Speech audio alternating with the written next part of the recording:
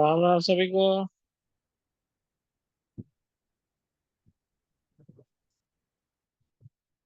नमस्कार सर, राधे राधे राधे, राधे। नमस्कार। नमस्ते सर। राम राम राम। नमस्कार नमस्कार।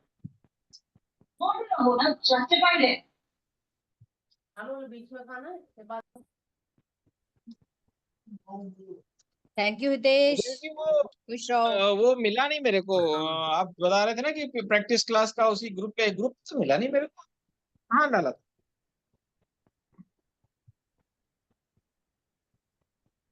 पिन पिन किया हुआ था, एक बार दूसरा देखता हूँ ग्रुप मैं है भी। ना? है? हाँ, एक सेकंड। अच्छा, पिन हटा दिया है शायद। एक मिनट रुकिए, अच्छा। मैं फिर से कर देता हूँ उसको। कोई अपना तो ग्रुप अलग से कोई तो नहीं बनाया ना? नहीं, अलग है ना सर। है। हाँ, एक प्रैक्टिस का बनाया हुआ है। हाँ, तो वो ग्रुप में मेरे को लिंक भेज दो आप, मैं ज्वाइन कर लूंगा वो। आप मुझे नंबर अपना बता दें। 9818। एक सेकंड सर, एक सेकंड। 98। 18 जी। 711723। ठीक है, मैं आपको ऐड कर दूंगा। जी जी। Okay sir. धन्यवाद। Okay sir.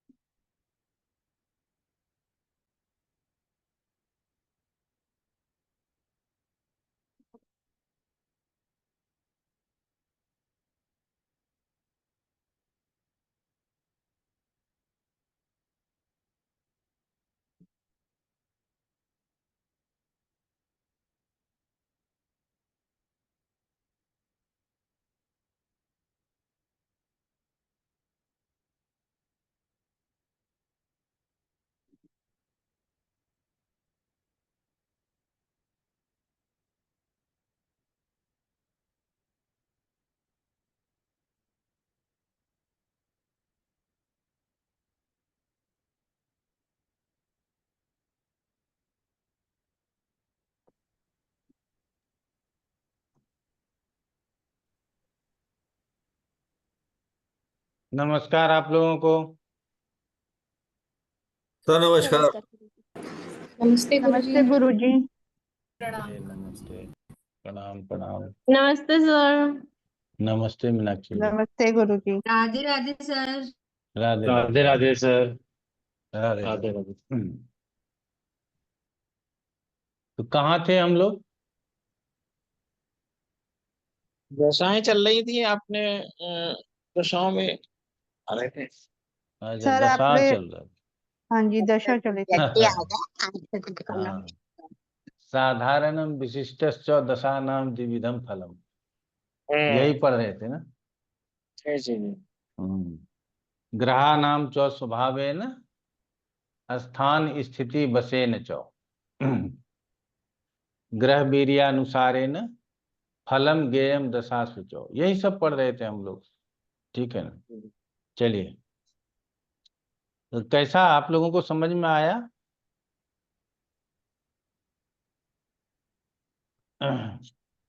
आप ही लोगों से काफी। पूछ रहे हैं। जी जी, बहुत बहुत अच्छी तरह से समझ में आया। महादशाओं का तो अब जैसे आपने बताया, अब काफी अच्छी तरह से समझ में आया। देश काल में कई चीजें नई नई पता चली इस पाठ में।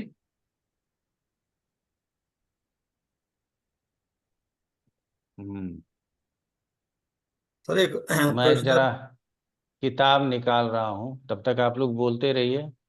एक सर क्वेश्चन है मेरा हाँ बोलिए। कि दशानाथ और अंतर दशानाथ जब एक दूसरे षडाष्टक बैठे हों, छः, हम्म मतलब सपोज गुरु की दशा है और चंद्रमा छठे स्थान में बैठा हुआ है, उस पर गुरु बैठे हैं 11th हाउस के अंदर और चंद्रमा है 4th हाउस के अंदर, तो हम्म 6th हाउस में बैठे हुए हैं। तो हम ये कहते हैं कि दशा खराब होगी, बट खराब क्या होगी सर, एक तो ये जानना है। जैसे लग्न से अगर छठे में हो तो हम कह देते हैं कि जातक को रोग हो सकता है, कुछ शत्रुता हो सकती है, वाद विवाद हो सकता है, ऋण हो सकता है उसके ऊपर। अब जब 11th हाउस से छठा है, तो वो मतलब क्या कहेंगे हम कि बड़े भाई को लोन हो सकता है, बड़े भाई को पीड़ा हो सकती है, या मित्र को पीड़ा हो सकती है, वो ये कहा जाएगा? मतलब जो खराब होगा वो 11th हाउस के पर्सपेक्टिव में खराब होगा, या जातक के जो लग्नेश है, लग्न, उसके लिए खराब कैसे, मतलब ये थोड़ा सा समझ में नहीं आया सर, कि देखिए, खराब है अगर छठी। हाँ। जो भी अच्छा होगा और जो भी खराब होगा वो जातक का ही होगा।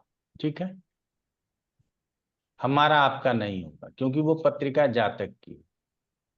ओके। पहले तो ये दिमाग में रख लीजिए। हम कहते हैं कि लग्न से छठा आठवां बारहवां और सप्तम से छठा आठवां बारहवां, ये मिला करके ना 4 भाव निकल के आते हैं आप लोगों को।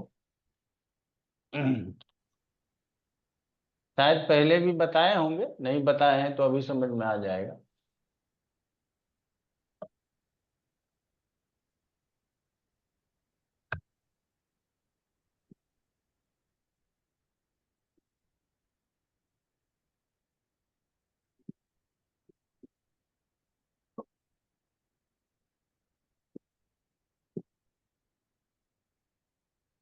ये लग्न हो गया और ये सप्तम हो गया, या ये भोग हो गया, आप जो जो समझना चाहें, या ये सांसारिक सुख हो गया।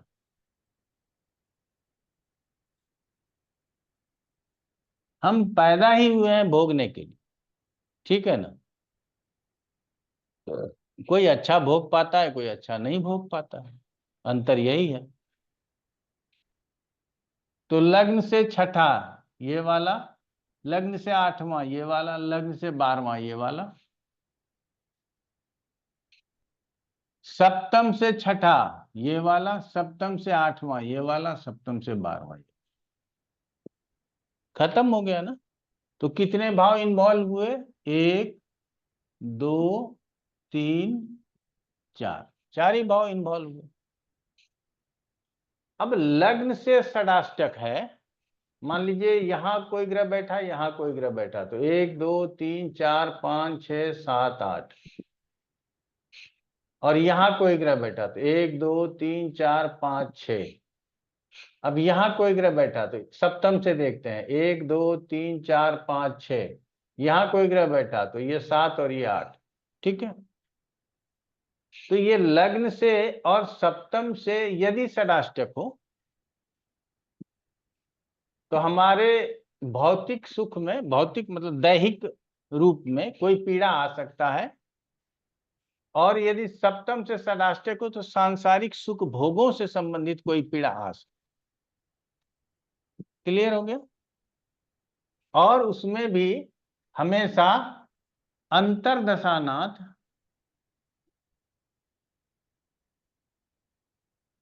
यही जिम्मेदार है पीड़ा देने के लिए।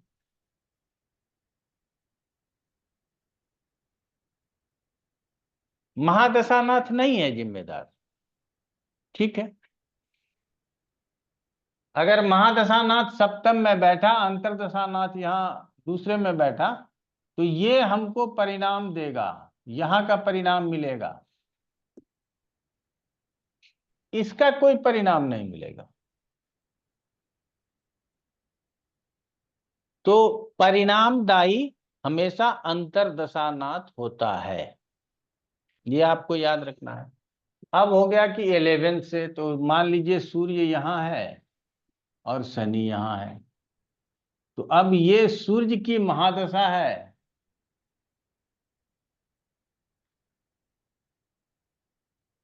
और अंतर्दशा शनि की है, तो इसका रिजल्ट मिलेगा। अब इसका क्या रिजल्ट मिलेगा? तो साधारणम विशिष्टस्य दशानाम द्विविधम फलम, ये तो मिलेगा ही मिलेगा। लेकिन दशानाथ से छठे है, आठवां छठा क्यों खराब होता है इसको भी समझिएगा। एक सूर्य है, इसका नैसर्गिक शत्रु है शनि, और सूर्य का यहां तात्कालिक शत्रु भी हुआ शनि, तो ये तो अति शत्रु हो गया ना। तो आपको छठे, आठवें, 12वें की दशा से इस भाव को भी लेकर के आना चाहिए। नंबर 2, अब ये यहां से ये छठा है और लग्न से ये 12वां भी है, बात को समझिएगा। पंचम से 8वां भी है, तो ये वाला हाउस ज्यादा खराब हुआ, या यह लग्न से 11वां है, 8वें से चौथा है, पंचम से 7वां है, छठे से छठा है, तो एक छठे से छठा वाला थोड़ा टफ लग रहा है, दूसरे से 10वां है, आप समझ सकते हैं। तो इसमें ज्यादा 6, 8, 12 नहीं आया, और ये स्थान ऐसा है जो वृद्धि देता, लेकिन शनि क्या क्या देता है? तो शनि सेवकों का सुख देता है, नौकर चाकर जनता। अब षडाष्टक की दशा लगी हो, यहाँ सूर्य यहाँ शनि की दशा लगी हो, और कोई इलेक्शन लड़े, उसको नुकसान हो जाएगा, जनता का सपोर्ट नहीं मिलेगा, क्योंकि शनि अष्टम में बैठा है। समझ रहे हैं? आपको लगेगा कि हमको जनता बहुत भर भर के वोट दे देगी, लेकिन आप हार जाएंगे। जैसे अरविंद केजरीवाल को लगता था कि दिल्ली तो हमारी है, वो तो सपने में भी नहीं सोचता होगा कि हम हार सकते हैं, लेकिन जनता ने उसको धोखा दे दिया। जो भी कह लीजिए, धोखा दे दिया, या जनता अपना भविष्य देख रही थी, केजरीवाल का भविष्य नहीं देख रही थी, ठीक है ना। सब स्वतंत्र है अपना भविष्य संभालने के लिए। तो जनता को 5 साल में एक बार मौका मिलता है अपना भविष्य चेक करने के लिए कि हम क्या किए थे पिछले बार, इस बार क्या करें, तो वो बदल देती है। तो ये अब पंचम में बैठ के कोई षडाष्टक है, वो तो उतना बुरा नहीं करेगा, लेकिन करेगा। किसका करेगा? तो आपने जो बोला था कि बड़े भाई का करेगा, हमारे लाभ में प्रभाव हो जाएगा।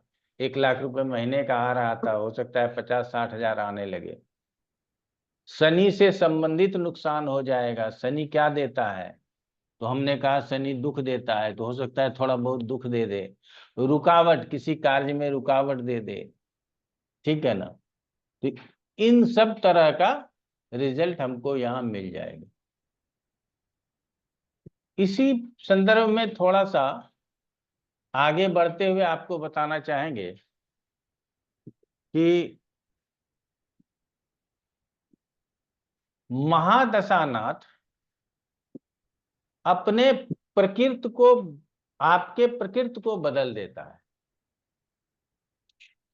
सूर्य की महादशा आएगी तो आप अनुशासित हो जाएंगे। 6 बजे जगना है, 7 बजे पूजा कर लेना है, 8 बजे ऑफिस निकल जाना है। और आप वही उम्मीद अपने पत्नी से भी करेंगे कि 6 बजे तुमको भी उठ जाना है। मतलब अनुशासन जीवन में अपने आप आ जाएगा। या तो अनुशासन आ जाएगा सूर्य यदि अच्छे पोजीशन में है, या नहीं तो अनुशासन समाप्त हो जाएगा अगर सूर्य बुरे पोजीशन में। चंद्रमा की दशा आएगी। आपको याद नहीं कि पिछले कितने दिन आप रोए नहीं, आप बहुत मजबूत इंसान हैं। और चंद्रमा की दशा आ जाएगी, आप भावनाओं में बहेंगे और आंखों से आंसू निकल आएंगे। इसके पहले अभी नरेंद्र मोदी की दशा मंगल की चल रही है, उसके पहले चंद्रमा की दशा थी। और कई बार मोदी को रोते हुए आपने देखा होगा चंद्रमा की दशा में। वो इमोशंस हावी हो जाता है। तो आपके प्रकृति में इमोशंस आएगा, ये बदलाव चंद्रमा अपनी महादशा में कर लेगा।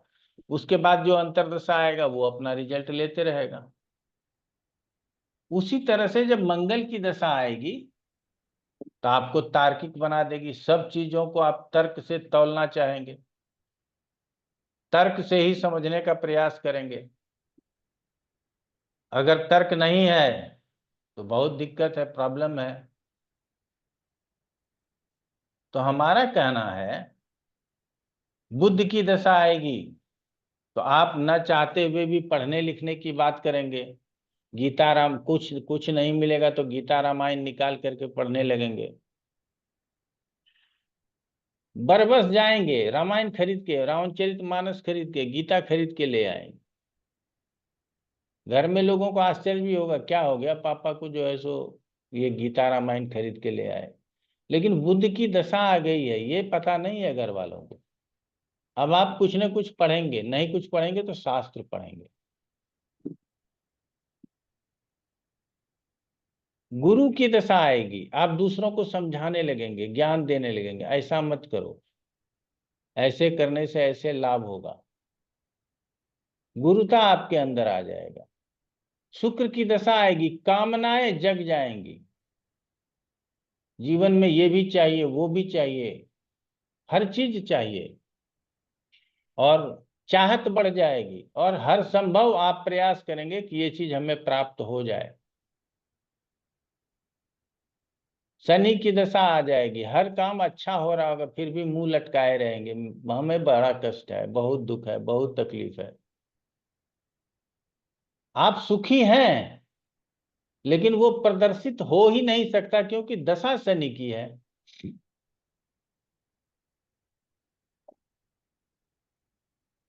राहु आ जाएगा, बुढ़ापे पे भी योजना बनाएंगे, ये ऐसे करेंगे, वो ऐसे करेंगे, वो ऐसा होगा, ऐसा कर लेंगे, वैसा कर लेंगे। मन के अंदर भय भी रहेगा, मन के अंदर भ्रम भी आ जाएगा। और केतु भी मोर और लेस ऐसा ही रिजल्ट करेगा। तो महादशानाथ आपके स्वयं की प्रकृति को बदल देता है। आप समझ सकेंगे, अगर आप रियल में ज्योतिष को समझना चाहते हैं तो लोगों के आव भाव आचरण से पता लगाने का प्रयास कीजिए कि इसकी कौन सी दशा चल रही होगी। ठीक है ना? अगर आप लोगों के आव भाव और आचरण से ये पता नहीं लगा सकते कि कौन सी दशा चल रही होगी तो आपको अभी और पढ़ने की जरूरत है। ठीक है? आप देखते हैं कि वो बड़ा इमोशनल हो जाता है, समझ जाइए चंद्रमा का प्रभाव है। महादशा या अंतरदशा में तो होगा ही होगा। बड़ी बड़ी बातें करता है, बड़ी बड़ी बातें सोचता है, बड़ी बड़ी बातों को अमल करने का प्रयास करता है। तो सोच लीजिए कि शुक्र की दशा है, कामनाएं जगी हुई, तो इस तरह से आप अपने हिसाब से समझ सकते। तो महादशा तो सिर्फ प्रकृति को बदलता है, और उसका एक लाइन बोलते हैं हम कि महादशानाथ अपने सधर्मी ग्रह के अंतर्दशा में अपना फल दिखा देता है। भाई महादशा भी तो कहीं बैठा हुआ है ना, शुक्र भी कहीं बैठा हुआ है, शनि भी कहीं बैठा हुआ है, वो किसी स्थान को देख रहा है। तो ये वाला जो चैप्टर है, इसके लिए आपको 31 तारीख का इंतजार करना है। 31 तारीख को जो हम देख लेते हैं, 31 ही है शायद, हाँ 31 को हमारा जो विशेष क्लास होता है ना, उस बार एक विषय ये भी है कि गुरुजी सधर्मी दशा अभी तक समझ में नहीं आया, उसको समझा देना है, तो वो वहां समझाएंगे। आप लोगों का वहीं पे समय लेंगे तो ज्यादा अच्छा समझ पाएंगे। तो अपने सधर्मी ग्रह की अंतर्दशा में जो है वो अपना भी फल दिखा देता है। तो आपको पता नहीं चलेगा कि चंद्रमा की दशा में या मंगल की दशा में मेरी शादी क्यों हो गई। मंगल तो शादी नहीं कराता, शादी तो शुक्र कराता, चंद्रमा कराता, सप्तमेश कराता, और सप्तमेश मंगल है भी नहीं, फिर भी मेरी शादी हो गई। क्यों हो गई? तो ऐसे बातों को समझने का और अवसर मिलेगा। तो महादशानाथ आपके प्रकृति को परिवर्तित कर लेता है, और उस प्रकृति से अंतर्दशानाथ जाता है और रिजल्ट लेकर के आता है। उदाहरण के लिए 10 साल मनमोहन सिंह प्रधानमंत्री रहे थे, उसको महादशा समझिएगा, ठीक है। अंतर्दशा में जो भी मिनिस्टर वगैरह थे वो सज्जन व्यक्ति थे, उनको कोई लेना देना नहीं है, इधर मिनिस्टर घोटाला कर रहा है, ठीक है। वो मैडम को बोलते थे कि वो घोटाला कर लिया। अच्छा कोई बात नहीं है, वो अगर कुछ बोलोगे तो पार्टी छोड़ देगा तो सरकार गिर जाएगी, ठीक है। तो एक मनमोहन थे जो कुछ भी हो जाए कुछ बोलते ही नहीं, और एक मोदी जी हैं, इनका भी अपना प्रकृति है ना। मनमोहन और मोदी में कोई तुलना ही नहीं है, समझ गए ना, एक नॉर्थ दूसरा साउथ। अब ये बगैर बोले रह ही नहीं सकते, इनको रात में नींद ही नहीं आएगी। अगर नहीं कुछ है तो चलो रेडियो पर जो है सो मन की बात कर लेते हैं, ठीक है ना। कोई सा ऐसा दिन नहीं गुजरता होगा जिस दिन ये लेक्चर नहीं देते होंगे। नहीं कुछ है तो क्या नाम कहते हैं, कैबिनेट की मीटिंग रख लो, ठीक है ना। काहे आज मीटिंग रख लिए, पता नहीं है, मोदी जी को पता होगा काहे मीटिंग रख लिए। तो एक बोल नहीं पाता था और एक चुप नहीं रहता है, तो दशा यही है, ठीक है ना, कि वो महादशा वो आपको बदल देगा, बाकी रिजल्ट अंतर्दशानाथ लेते रहेगा। मनमोहन सिंह के भी रीजन में पीएमओ में सब फाइल जाता होगा, और मोदी जी के भी रीजन में पीएमओ में सब फाइल जाता है। लेकिन मोदी जी के रीजन में पीएमओ में जब फाइल जाता है तो उसका स्क्रूटनी होता है, और कहते हैं कि ये फाइल आया है, इसको जल्दी से देखो और ऊपर पास करो, आगे बढ़ाओ, काम में विलंब नहीं होना चाहिए। और मनमोहन सिंह के महादशा में अगर जाता होगा, आ गया है देख लो सुन लो, जो करना है करो, सचिव को ही जो करना था करते थे। एक ही डिसीजन उनका था कि वो परमाणु समझौता पर हस्ताक्षर करने के लिए जान देने के लिए तैयार थे, ठीक है ना। बाकी और कोई ऐसा बोल्ड डिसीजन मनमोहन सिंह जी नहीं ले पाए। तो चलिए अच्छा है। तो उसी तरह से महादशा नाथ आपके प्रकृति को बदलता है, रिजल्ट अंतर्दशा नाथ के अनुकूल होता है, ठीक है ना। तो वर्तमान समय में और उसी प्रकार अंतर्दशानाथ से जो रिजल्ट प्राप्त होने वाला होता है उसमें थोड़ा सूक्ष्मता लाने के लिए प्रत्यंतर दशानाथ को हम लोगों को समझने की जरूरत हो, ठीक है। तो चलिए यहाँ तक आप लोगों को एक हितेश जी के प्रश्न का उत्तर देने में इतना समय लग गया, और किसी के मन में प्रश्न आ रहा हो तो कर लें। 1 मिनट का समय लेते हैं आप लोगों से।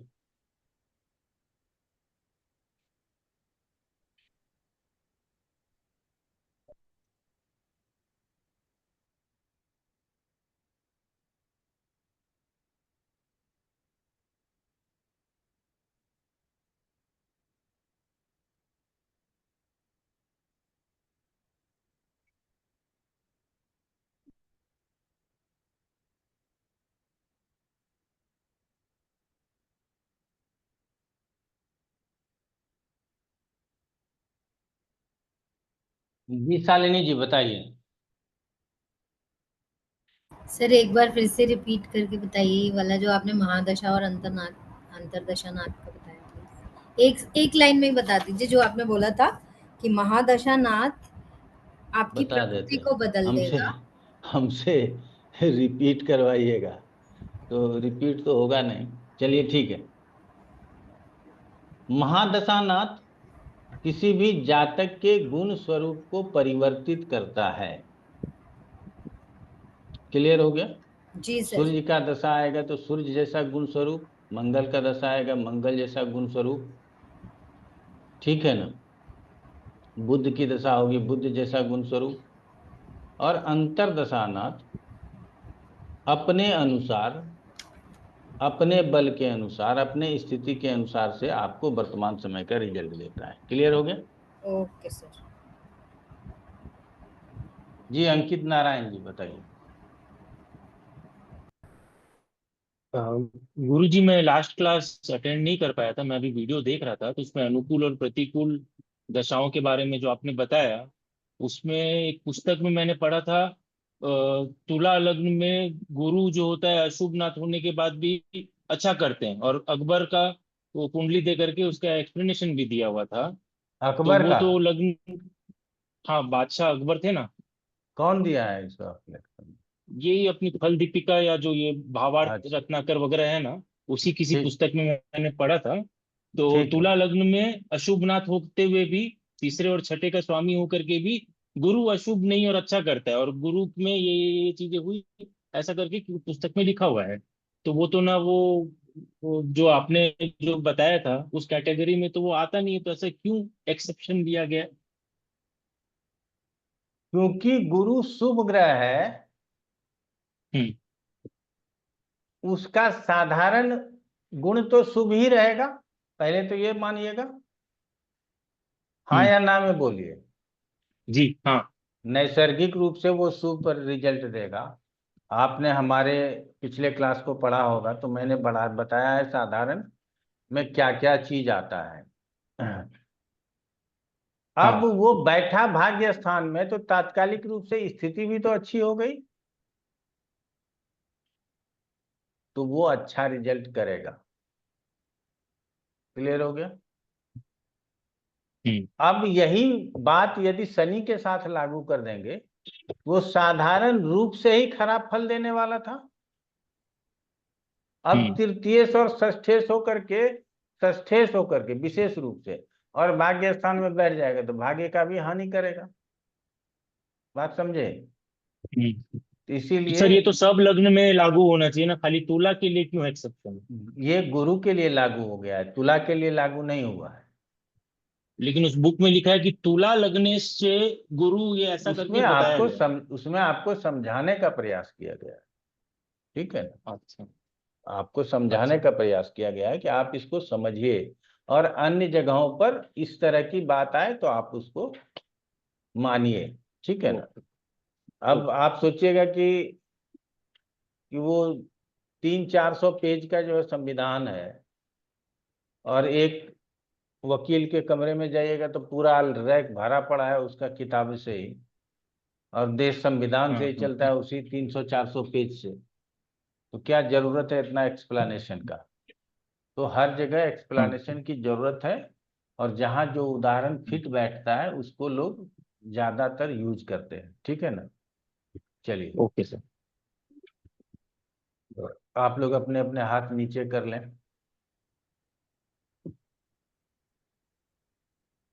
अब मैं सूर्य और चंद्रमा दो ग्रहों की महादशा का थोड़ा सा वर्णन कर लेते हैं। हम तो मूल रूप से प्रकृति में ही परिवर्तन को महादशा का रिजल्ट मानते हैं, लेकिन महादशा का रिजल्ट हमारे बृहत होरा पराशर में लिखा हुआ है, वो रिजल्ट भी हमको प्राप्त होता है। तो लिखा गया है, मूल त्रिकोणे स्वच्छोत्रे स्व उच्चे व परमोच्चगे केंद्र त्रिकोण लाभस्थे भाग्य कर्माधिपैर युतय सूर्ये बल समायुक्ते निज वर्ग बलैर युतय तस्मिन् दाये महत् सौख्यम धन लाभाधिकम सुखम शुभम। कि यदि सूर्य कहाँ हो, मूल त्रिकोण में हो, उच्च का हो, स्वक्षेत्र अपने राशि में हो, परम उच्च में हो, और केंद्र त्रिकोण लाभ स्थान में ही हो, भाग्य के स्वामी के साथ हो या कर्म के स्वामी के साथ, ये दोनों सबसे ज्यादा पावर लगता है, 9वें का स्वामी और 10वें के स्वामी के। तो ऐसे स्वामी के साथ हो और सूर्य बल से युक्त हो अर्थात बलवान हो, निज वर्ग बलैर युक्त है, अन्य वर्गों में भी अपने ही राशि में गया हुआ हो, तस्मिन् दाये तब महत् सौख्यम आपके जीवन के सारे सौख्य जितने भी आप कल्पना करते हो कि ये भी चाहिए वो भी चाहिए, सब प्राप्त होगा। धन लाभ अधिकम शुभम, और धन आदि लाभ भी आपको प्राप्त होगा। आगे कहता है, अत्यंतम राज सम्मानम अस्वांदोलधिकम सुखम, कि बहुत सम्मान भी मिलेगा, राज सम्मान मिलेगा। अब सबको तो राज सम्मान नहीं मिलता है, कोई कंपनी में काम करता है तो उसको कंपनी ऑनर या जो उसका सीनियर है वो उसको सम्मान देता है। हर साल आप देखते हैं कि बड़े बड़े कंपनियों में बेस्ट एम्प्लॉय का ये अवार्ड मिलता है। अलग अलग लोग तरीके से अपने बेस्ट एम्प्लॉय को लोग प्रमोशंस देते हैं, ठीक है ना। ये सिर्फ सरकारी नौकरी में ही संभव नहीं है, प्राइवेट में भी ये दिया जाता है, तो उसी को राज सम्मान बोला गया। अस्वांदोल दिकम शुभम, और आपको सवारी वाहन आदि का भी सुख प्राप्त होता है। सुताधिप समायुक्ते, सुता का मतलब है कि पंचम के स्वामी के साथ यदि युत हो तो पुत्र लाभम चविंदति, तो पुत्र की भी प्राप्ति होती है। धनेशस्य च संबंधे, धन के स्वामी के साथ संबंध हो। गजांतर ऐश्वर्य मादिशेत, जैसे मद होता है ना गज को, हाथी को, तो उतना आपको ऐश्वर्य प्राप्त होगा कि आपको भी मद होगा, आपको भी स्वाभिमान होगा। वाहनाधिप संबंधे वाहन त्रय लाभ कृत, ये अगर चतुर्थ के स्वामी के साथ हो कौन, सूर्य, तो वाहन त्रय लाभ कृत। त्रय वाहन का क्या मतलब होता है, हाथी घोड़ा पालकी, ये त्रय वाहन है, ठीक है। तो अब तो ना हाथी ना घोड़ा ना पालकी, अब तो क्या है कि भाई 4 व्हीलर से लेकर के चार्टर्ड विमान तक का सफर आपका हो, इसी को त्रय वाहन सुख बोलेंगे, या वाहन तक का सफर आपका हो। नृपाल तुष्टिर वित्ताढ़ सेनाधीश सुखो नरः बल वाहन लाभ स्व दशायाम बलिनो रवे, कि राजा के समान जो है आपको सुख मिलेगा। आप सेनापति अर्थात प्रमुख पदों पर पहुंच सकते हैं। इस प्रकार यदि रवि अर्थात सूर्य बलवान हो तो अन्न वस्त्र वाहन सबका लाभ होता है। और हम यहाँ हमेशा कहते हैं, आप लोगों ने सुना होगा कि पहले स्थान देखना है फिर राशि देखना है। तो स्थान की बात हो रही है तो उसमें क्या बात हो रही है कि केंद्र त्रिकोण लाभ, ये 7 स्थानों की बात विशेष रूप से हो रही। छठा, 8वां, 12वां, दूसरा और तीसरा ये बच जाता है, ठीक है ना। इसकी व्याख्या अलग से की जा सकती। अब उसके बाद क्या कहता है, स्व उच्चय, स्ववर्गय, स्वक्षेत्र, अपने उच्च राशि में हो, अपने स्व राशि में हो, मूल त्रिकोण राशि में हो, उसी तरह से ग्रेजुअली नीचे आएगा, मित्र राशि में हो, अपने ही वर्ग में गया हुआ हो, शुभ के वर्ग में गया हुआ हो, तब वो अच्छा है और आपको अच्छा रिजल्ट देगा। दूसरे नंबर पे दिया है भाग्य के स्वामी के साथ हो, कर्म के स्वामी के साथ हो, पंचम के स्वामी के साथ हो तो संतान देगा, चतुर्थ के स्वामी के साथ हो तो मकान, दुकान, वाहन देगा, धन के स्वामी के साथ हो तो धन देगा। समझ गए? तो ये सब बात सूर्य तब देगा जब केंद्र त्रिकोण लाभ में ही रहेगा और केंद्र त्रिकोण लाभ के स्वामी के साथ होगा। तभी जो हितेश गौर जी बोले ना कि इसका फल अच्छा होगा, इसके जगह पे क्या कहेंगे, तो यहाँ लिखा है सुत धीप समायुक्ते, अगर सुत अर्थात पंचम के स्वामी के साथ है तो पुत्र भी होगा, और लाभ तो होगा ही, साथ में पुत्र भी होगा।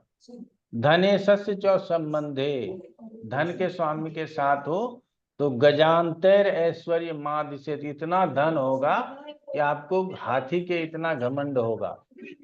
वाहनाधिप संबंधे, वाहन के स्वामी के साथ हो तो त्रय वाहन त्रय लाभ कृत, हर प्रकार के लग्जरी वाहनों का सुख आपको मिलेगा। तो यहाँ अच्छा होगा हम नहीं कहेंगे, किसके साथ है, किस भाव में है, रिजल्ट विशिष्ट उसी का मिलेगा। साधारण फल तो अपना करेगा ही, नृपाल तुष्ट वित्ताढ़ सेना देशो सुखो नर, ये सब तो सूर्य का साधारण फल है। आगे बढ़ते हैं। अब आगे सूर्य का खराब फल कैसे होगा। नीचे षडाष्टके रिष्पे दुर्बले पाप संयुते, राहु केतु समायुक्ते दुख स्थान धीप संयुते, तस्मिन दाये महापीड़ा धन धान विनाशकृत, राजकोपः प्रवासश्च राजदंडो धनक्षय। सूर्य यदि नीच राशि में हो, छठे में हो, 8वें में हो, 12वें भाव में हो, दुर्बल अर्थात कमजोर हो, पाप ग्रहों के साथ हो, पाप ग्रहों से दृष्ट हो, राहु केतु के एक्सिस में हो, केंद्र त्रिकोण में नहीं कह रहा है राहु केतु के एक्सिस में, छठे 8वें 12वें में कह रहा है कि राहु केतु के एक्सिस में हो, तो उसकी दशा में महाकष्ट, धन का नाश, राजा से दंड, प्रवास, प्रवास का मतलब क्या होता है,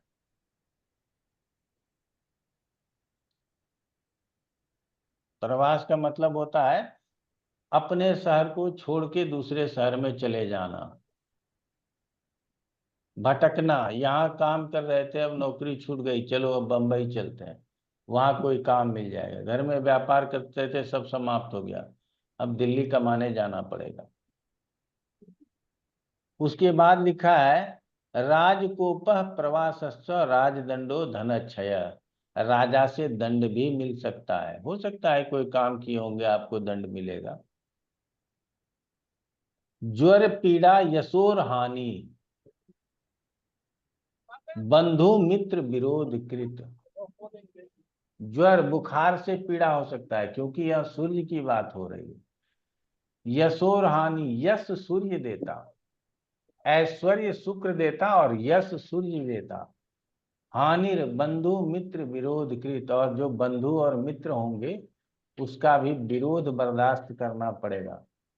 पितृ क्षय भयम चैव, गृहे तु शुभमेव च पितृवर्गे मनस्तापम जन द्वेषम च विन्दति, कि हमारे पिता को नुकसान हो सकता है, पिता के वर्ग, मामा को, चाचा को, मौसा को, फूफा को, इनको परेशानी हो सकती है, उनको मन में संताप हो सकता है। अब कहता है शुभ दृष्टि युते सूर्य मध्य तस्मिन क्वचिद सुखम, अगर छठे 8वें 12वें में हो, अपने राशि का हो जाए, उच्च राशि का हो जाए, शुभ ग्रह से दृष्ट हो जाए, तो क्वचित सुखम, तो दशा के मध्य में थोड़ा बहुत सुख मिल सकता है। क्वचित सुखम पाप ग्रहेण संदृष्टे बदेत पाप फलम बुध, और यदि पापी ग्रह से दृष्ट हो जाए तो पाप फल अर्थात बुरा फल ही समझना चाहिए। इसी तरह से नवों के नवों ग्रहों को समझ जाइए आप, इसी तरह से फल करेगा। क्लियर हो गया? अब आ जाते हैं चंद्रमा का दशाफल पढ़ लेते। तो देखिएगा कि यहाँ चंद्रमा के गुण विशेष को ध्यान में रखा जाए। पुत्र, मित्र, पत्नी, समाज, ये सब हमारे लिए है, हमारे सुख सुविधाओं के लिए बना हुआ है। समझ रहे हैं? तो आज हम आप लोगों को चंद्रमा तक ही पढ़ाएंगे। हो सकता है क्लास जो है सो कुछ देर पहले समाप्त कर दें। तो कहता है एवं सूर्य फलम फलम विप्र पूनम, म्यूट कर लो। जी संचेपा दुदितम मया विंशोत्तरी मते नाथ ब्रुवे चंद्र दशा फलम। हे विप्र, इस प्रकार अब मैं सूर्य का संक्षिप्त दशा फल कह के चंद्रमा की विंशोत्तरी दशा को कहता हूँ। स्व उच्चे स्वक्षेत्रे चैव केंद्र लाभ त्रिकोण गे, आ गया ना, लाभ त्रिकोण गे स्व उच्चे स्वक्षेत्रे शुभ ग्रहेण संयुक्ते पूर्णे चंद्रे बलैर युते, शुभ ग्रह से युक्त हो, पूर्ण चंद्रमा हो, बलैर युते, कर्म भाग्य धिपैर युक्ते वाहनेश बलैर युते, आद्यांत ऐश्वर्य सौभाग्य धन धान्य दिलाभकृत। चंद्रमा यदि अपने उच्च का हो, स्वराशि का हो, केंद्र में हो, त्रिकोण में हो, लाभ स्थान में हो, शुभ ग्रह से दृष्ट हो, पूर्ण बली चंद्रमा हो, 10वें 9वें 4वें 10वें 9वें चौथे इन स्थानों के स्वामी के साथ युद्ध हो, कर्म भाग्याधिपैर युक्ते बाहनेश बलैर युते, तो उनकी दशा में आरंभ में से अंत तक ऐश्वर्य की प्राप्ति होती, भाग्य, धन, राज्य, घर में शुभ कार्य, राजा से प्रीति। अब ये सब आगे देखिए हम पढ़ के सुनाते हैं। गृहे तु शुभ कार्यानि, घर में शुभ कार्य, वाहनम राज दर्शनम, वाहन का लाभ और राजा का दर्शन,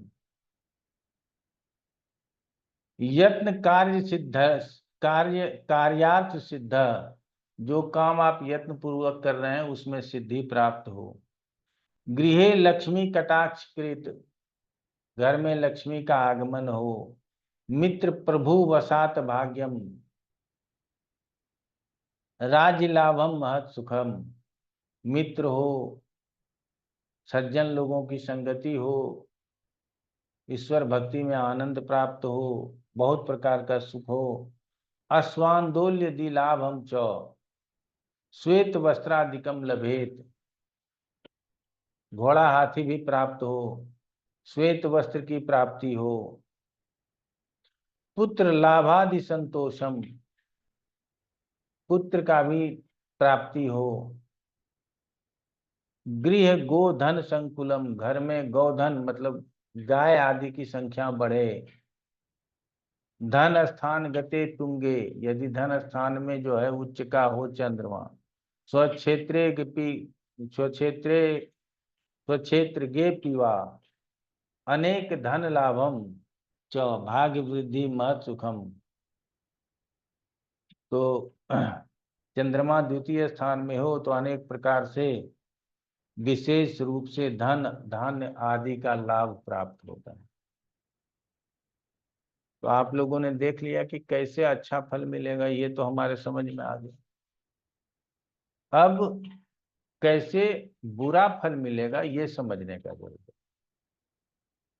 नीचे वा छीन चंद्रे वा धन हानिर भविष्यति दुश्चिक्ये बल संयुक्ते क्वचित सौख्यम क्वचित धनम दुर्बले पाप संयुक्ते देह जाड्यम मनोरुजम भृत्य पीड़ा वित्त हानिर मातृवर्ग जनाद्वयः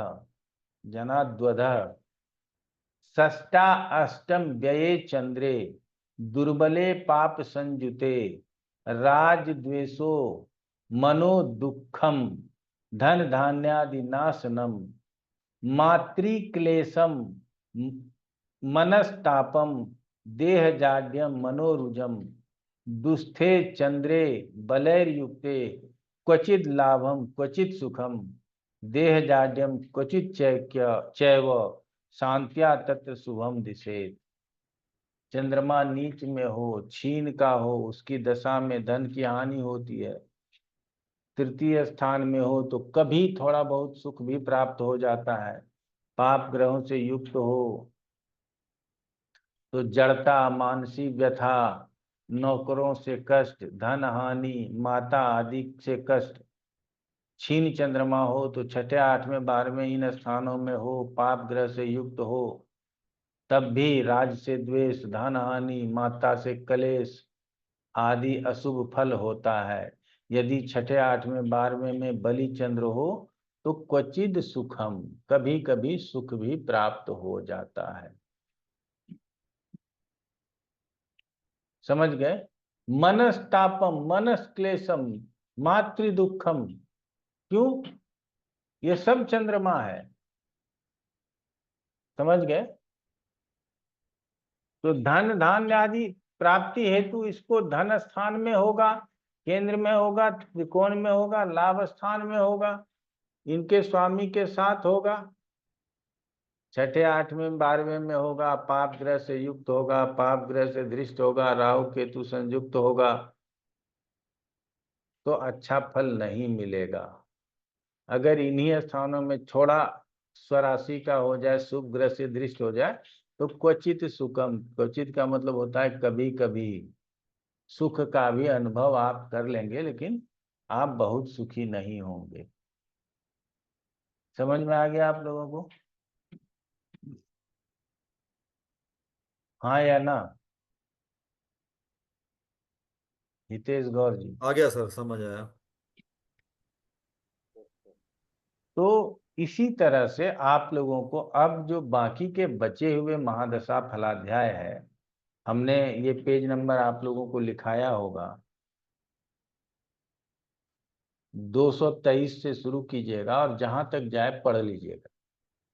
अगर कुछ बातें समझ में ना आए तो क्लास में चर्चा कर लीजिएगा, और बातें समझ में आ जाए तो चर्चा करने की जरूरत नहीं है। फिर हम अंतरदशा पढ़ाएंगे, एक चैप्टर पूरा अंतरदशा पढ़ाएंगे। वो आप लोगों के मन में होगा कि सूर्य की महादशा में अंतरदशा पढ़ाएं, शनि में पढ़ाएं, राहु में पढ़ाएं, गुरु का पढ़ाएं, जिसका बोलेंगे उसका पढ़ाएंगे, लेकिन वो क्लास के लास्ट में होता है, उसके बाद गोचर शुरू होता है। ठीक है? अंतरदशा में भी यही रूल लगेगा, इससे अन्यत्र कोई रूल लगाने की जरूरत नहीं है। और जितना हमने आपको पढ़ा दिया, आप जीवन भर अलग अलग गुरुओं से पढ़ते रहें, अलग अलग पुस्तकों को पढ़ते रहें, इतना शार्प नॉलेज होना आपके लिए बड़ा मुश्किल होगा। इसीलिए हमारा आपसे रिक्वेस्ट है कि जो पेज नंबर बताया करें उसको आप पढ़ा कीजिए। ठीक है ना? हम ही हैं जो आपको शास्त्रों का पेज नंबर देते हैं। बाकी आप लोग, बहुत लोग ऐसे हैं जो कई जगहों से पढ़ करके आए हैं। ठीक है ना? वो क्या पढ़ा रहे हैं वो वही जानते हैं। कहाँ से पढ़ा रहे हैं ये भी वही जानते हैं। आपको बताने में वो सक्षम नहीं है, और हम जहाँ जरूरत होता है वहाँ आपको वही चीज बता देते हैं जो आपके लिए बहुत आवश्यक है, जिसको पढ़ करके आप अपने आप को आगे ले जा सकते। ठीक है जी। विक्रांत ओझा जी बताएं क्या प्रश्न। जी गुरुजी, क्वेश्चन था कि अष्टम में सूर्य और चंद्रमा दोनों को दोष नहीं लगता है, फिर भी दशा में किसने कहा मतलब भाई? विक्रांत ओझा जी आप हमारे क्लास में नहीं पढ़ते हैं क्या मन लगा के? अष्टम में सूर्य और चंद्रमा को अष्टम के स्वामी होने का दोष नहीं लगता है। अच्छा सही। हमने तो नहीं पढ़ा है, इसीलिए कहते हैं कि क्लास में जब रहें तो पूरे रूप से क्लास में रहें, और जब हमारे क्लास को सुनते हैं तो और किसी गुरु जी का यूट्यूब पे भाषण न सुने, तो बड़ा दिक्कत हो जाएगी। गुरु चंद्रमा और सूर्य को अष्टम, द्वादश और दूसरे स्थान का स्वामी होने का दोष नहीं लगता है। क्लियर हुआ विक्रांत जी? जी जी सर, वहां बैठा है तो दोष लगेगा, स्वामी है तो नहीं बिल्कुल, लगेगा। अच्छा बैठा है ठीक। तो दोष लगेगा। जी क्लियर। जी शालिनी जी बताइए। सर मेरे पास दूसरी बुक है, तो आप प्लीज वो बता देंगे चैप्टर का नाम? नहीं, दूसरी बुक तो हमारे पास है ही नहीं, तो हम चैप्टर नहीं का नहीं नाम। सर, बृहद पराशर होरा शास्त्र की। बृहत होरा पराशर शास्त्री है, तो दशा फलाध्याय ढूंढिए ना, मिल जाएगा। सर मैंने देखा उसमें आप जो बोल रहे हो वो वाले श्लोक नहीं थे, इसलिए मैंने। अगर ये सुरेश चंद्र मिश्रा की है तो पेज नंबर आप 497 देखिए। Okay, thank you sir, thank you. 48वां अध्याय इसमें है, बाकी अब इसमें क्या है नहीं। वो चलिए। फर्स्ट बुक में सर, ये दो बुक में डिवाइडेड है ना? हाँ वो मिश्रा जी बहुत लंबा चौड़ा लिखते हैं। ठीक है ना। सर आपकी वाली कौन सी है? हम सीताराम झा की पढ़ते हैं, ठीक है सर, उसमें थैंक यू कुछ सर। कम कर दिया है। अब सीताराम झा जी ने कई ऐसे बात है जिसका अर्थ लिखा ही नहीं है, एक वॉल्यूम में है, एक वॉल्यूम में। अच्छा तो आप बोलिएगा कि आपको ये किताब क्यों पसंद आया? आप लोगों को बड़ा आश्चर्य होगा सुन के कि मेरे पास न 2 वॉल्यूम का किताब खरीदने का पैसा नहीं था जब मैं इस किताब को पढ़ रहा था ना। तो दुकानदार ने बोला कि क्यों किताब क्यों नहीं लिए, क्या दिक्कत है? हमने कहा एक 2 वॉल्यूम में है, दोनों का कीमत ज्यादा है, रुको मैं थोड़ी सस्ती किताब निकाल के देता हूँ। तो उसने सीताराम झा की एक पुस्तक पकड़ाई। उस समय 100 रुपए के आसपास का वो कीमत था उसका, 100 रुपया भी कीमत नहीं था। ठीक है ना। तो फिर मैंने कहा हाँ ये चलेगा, ये दे दो। अभी तो कोई सा भी किताब खरीद के अलमारी में रख दूं, कोई प्रॉब्लम नहीं। लेकिन वो समय की बात है कि हमने मजबूरी में इस किताब को पढ़ा, और ये किताब हमको ज्यादा फायदा दे गया क्योंकि इसमें संक्षेप में अर्थ ही लिखा है और कुछ नहीं लिखा। व्याख्या तो हम कर देते हैं बैठ के, समझ गए ना। तो पिछले क्लास में आपने सुना ही होगा कि दशाओं में गोचर पढ़ा रहे थे मिश्रा जी। तो कोई बात नहीं है, आपको भी हम लोगों के समझ में आ जाएगा, हम लोगों से वो दूर नहीं जाएगा। आप लोग भटक जाएंगे, लेकिन हम उम्मीद करते हैं कि हमारे 6 महीने के क्लास को पूरा करते करते आप लोगों को भी सामर्थ्य हो जाएगा कि आप भी उनके बातों को समझने लगेंगे, और जैसे हम कहते हैं वैसे चलते रहेंगे तो कहाँ लेखक भटक गया है ये भी आपको पता चल जाएगा। ठीक है ना जी। अंकित नारायण जी बताइए क्या प्रश्न। सर ये बृहद पराशर होरा शास्त्र है, जैसे ये मुझे होरा जो शब्द है और जिस तरह से इसे काल हो रहा है, होरा या घंटे को बोलते हैं, कभी समझ में नहीं आता, कंफ्यूजन रहता है कि होरा क्या है, उसको प्लीज समझाइए सर। हो रहा वही है जो घंटा है, काल है, वही हो रहा है। ठीक है ना। मतलब 1 घंटा जो है वो हो रहा है। हाँ लगभग वैसी को हो रहा बोलते हैं।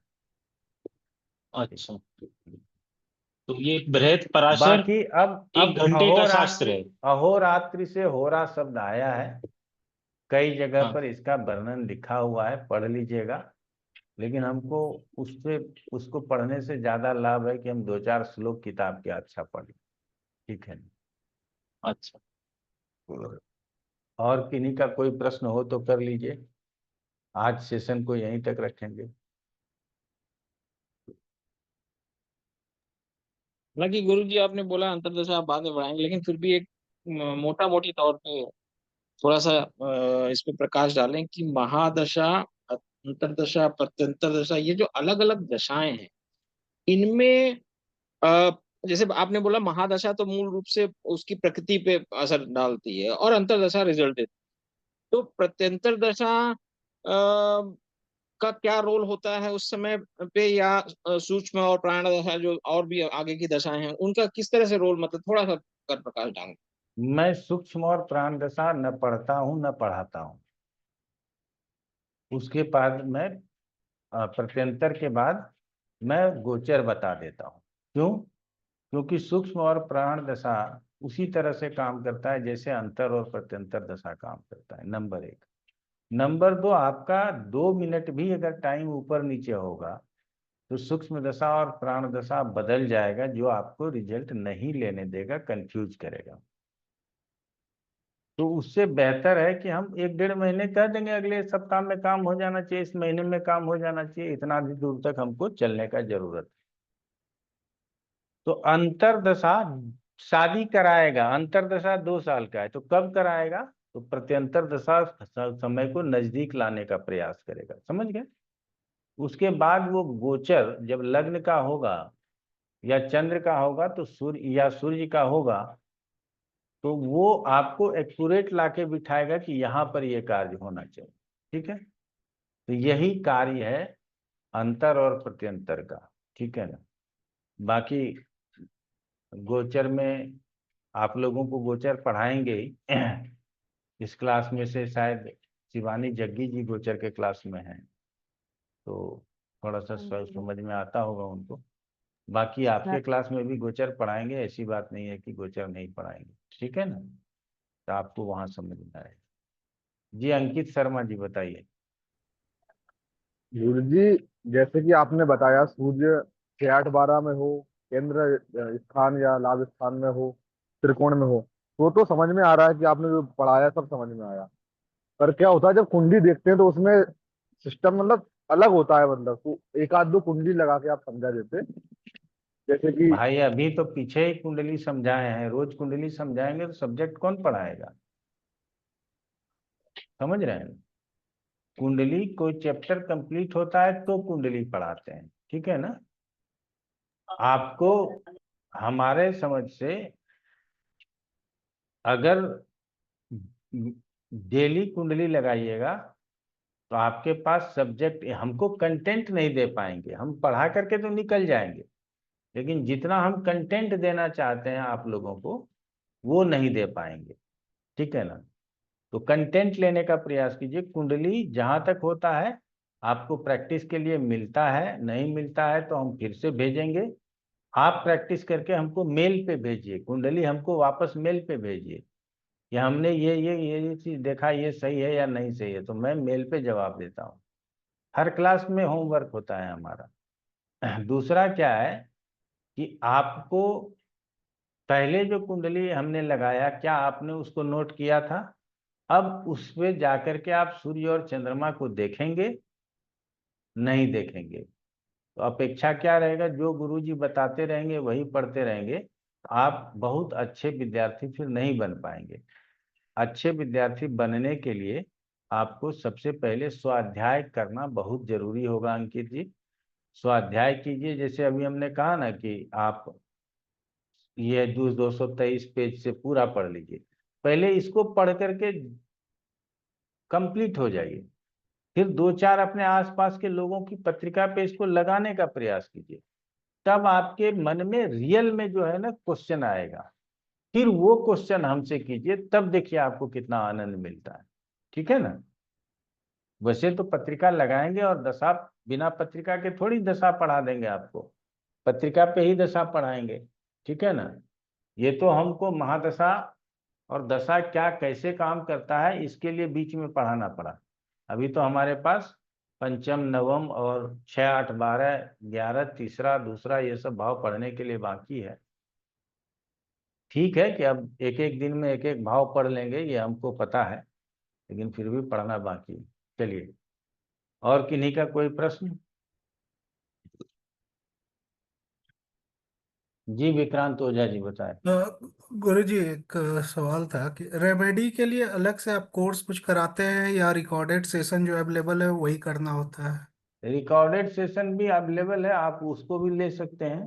हम्म। कोर्स के लिए संभवतः कराते तो हैं ही, अभी तक लोग प्रेशर डालते हैं तो करा देते हैं, लेकिन आप दोनों में से कुछ भी कीजिएगा तो आपके लिए बराबर है। रेमेडी का आप वीडियो भी लेके पढ़ लीजिएगा तो भी अच्छा है, क्लास में आ जाइएगा तो भी अच्छा है। क्योंकि लाइव क्लास का कोर्स का कुछ डिटेल वहाँ साइट पे था नहीं है, मैंने ओपन किया था कल ही, तो लाइव क्लास का कुछ डिटेल का है नहीं। रिकॉर्डेड क्लास का तो अवेलेबल है वहाँ पे कोर्स। हाँ, लाइव क्लास होता है, जनवरी में होता है। ठीक है। जनवरी में होता है। हाँ, ठीक है। तो चलिए आज इतना ही रखते हैं। आप लोगों का राधे बहुत बहुत राधे धन्यवाद। सर। प्रणाम राधे गुरु जी। करिए। प्रणाम राधे। प्रणाम।